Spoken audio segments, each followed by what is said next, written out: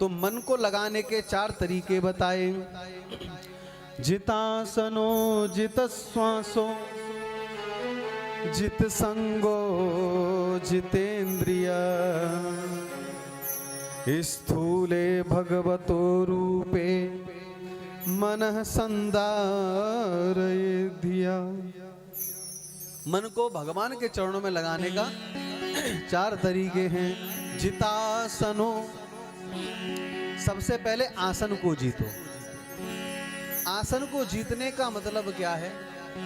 एक आसन पर लगातार बैठने की कोशिश करो। हम कितनी देर तक एक आसन पर बैठ सकते हैं?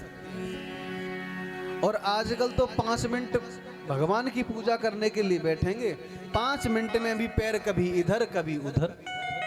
भगवान की पूजा करने के लिए बैठेंगे, आरती कर रहे हैं, ओम जय जगदीश हरे, तब तक किवाड़ पर माँ खटखटा दिए, घंटी बज गई, आवाज लगा देंगे आरती करते समय, बेटा देखना कोई गेट पे आ गया। बोलो राधे राधे। क्यों? क्योंकि तुम्हारा मन संसार की तरफ लगा है, भगवान की तरफ नहीं। ये तो स्वार्थ बस तुम भगवान की आरती कर रहे हो। लेकिन पहले आसन को जीतो। जब आसन पर बैठ जाओगे, लगातार आसन पर बैठोगे, तो पहली सीढ़ी है मन लगाने की, आसन। जितासनो, आसन को जीतो। उसके बाद जितश्वासो, जब आसन पर विजय प्राप्त कर लोगे, तब धीरे धीरे धीरे धीरे श्वास पर विजय प्राप्त करो, कुंभक रेचक पूरक क्रिया के द्वारा। जब सांस पर विजय प्राप्त हो जाएगी, तब तीसरी बात आती है संग की, कि तुम्हारा संग कैसा। संसार में रहो, लेकिन संसार से असंग रहो, संसार के संग न रहो। क्योंकि संसार में रहोगे तो तुम्हें संसार ही दिखाई देगा।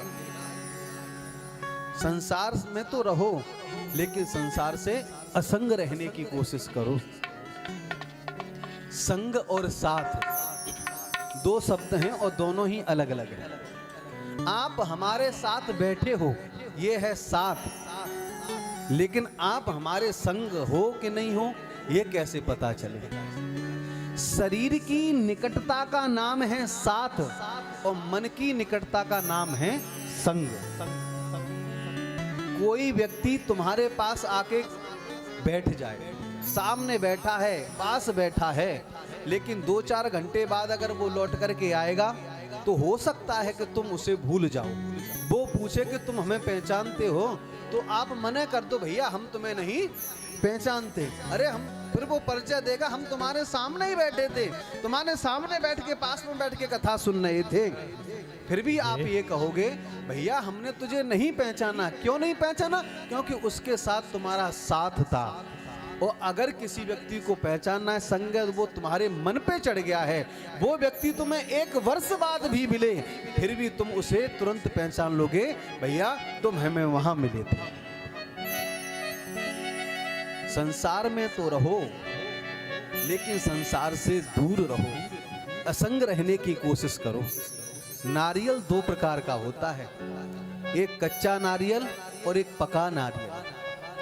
कच्चा नारियल जब फूटता है, तो नारियल के साथ साथ में उसका गोला भी फूट जाता है।